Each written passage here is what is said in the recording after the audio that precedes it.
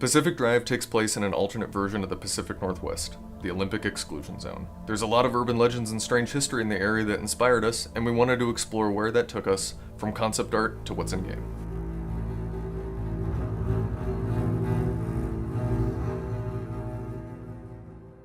What works in our original concept is the twisting of the familiar. The surreal quality of the world is what leaves a distinct impression.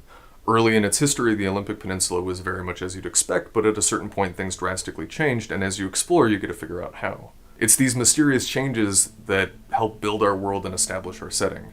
They keep you on your toes, and they'll prevent you from knowing what's around the next corner of the road. When it comes to the Pacific Northwest and the Olympic Peninsula, there is so much that comes to mind that matches with Pacific Drive. The deep forests, the moody rain, feeling of isolation when you're out in the wilderness. For the game, we took these elements and not only reinforced them, but built them up with unexplainable anomalies, monolithic ruins, and the stories of the people that live there. Hi, my name is Jacob, and I'm the foreground art lead for Pacific Drive. I built the tools and items that you find out in the zone, but my biggest contribution is the station wagon that's keeping you alive. We wanted the car to feel nostalgic, but also reliable. We went with an 80s-inspired design on the car for this reason. The wood paneling, chrome hubcaps, and long hood all contribute to that. Because each part of the car is customizable, I modeled them with a higher degree of detail than players normally see in games. A good example of this is the suspension and wheel assembly, which is extremely close to a real-world equivalent, and you'll see it when you swap out your tires. Our quintessential American station wagon has seen some hard miles. By the time the player sees it, there's some rust, some sketchy parts, and mismatched wheels to visually sell that our car has a long history in the zone.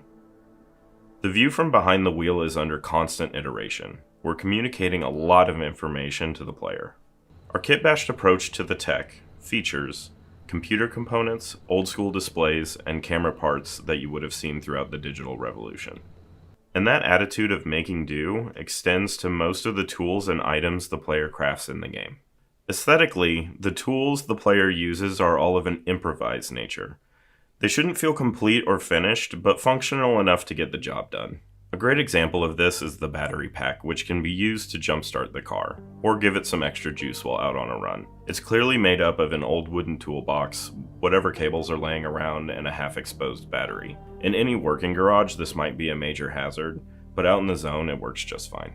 One of my favorite tools to use, the scrapper, consists of a pull-string motor powering a spinning metal cylinder, which features rusty, bolted-on teeth. There's clearly no room for any refinement, so your trusty C-clamp serving as a handle will have to make do. When a player crafts these tools, we're showing quite clearly that you will need to improvise and slap together whatever you can find to survive in the zone. Keep an eye out for that extra scrap of metal or a little duct tape.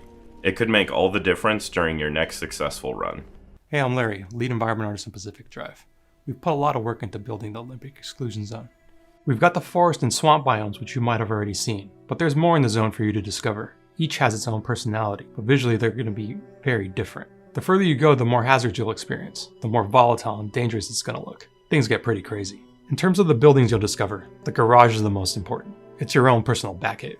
It's important to note that the garage is as upgradable as the car. We've been able to communicate this progression with the workstations being MacGyvered together, giving you that Doc Brown sci-fi vibe. There are many buildings in the zone that serve other purposes, but rather than being blatantly descriptive with what you see, we've leaned into discoverable, possible narratives. The player is naturally curious. They should develop their own ideas about what happened. You might come across this gas station that's been ransacked, or it might be all boarded up. The shadow of the zone should loom large over these half-functional environments. Could someone still be here? There's an old cup of coffee on the counter. Are we intruding? It feels like we are. I had to kick aside boxes to find some loot. These visual clues can lead players to draw their own conclusions rather than forcing them to know exactly what could have happened. We want mystery to linger, because that's a zone in a nutshell. In contrast to the civilian areas, the art facilities are industrial and monolithic in comparison. These structures have a psychological effect on the player. They're imposing and aggressive, monuments to an organization arrogant enough to try to control the zone. From our early concept art, it's been intentional to have these facilities at odds with the zone around them. Brute force, rather than coexistence as an observable goal.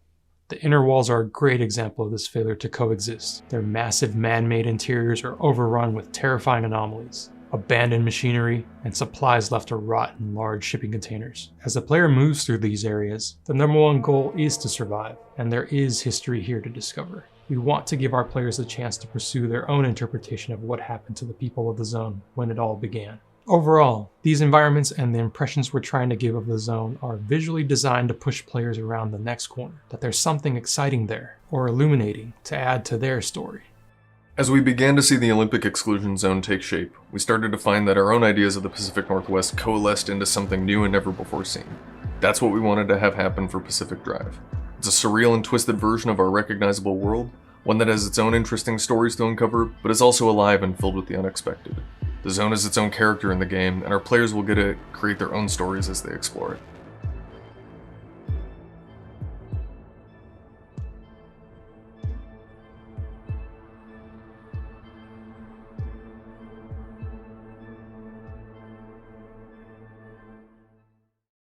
PlayStation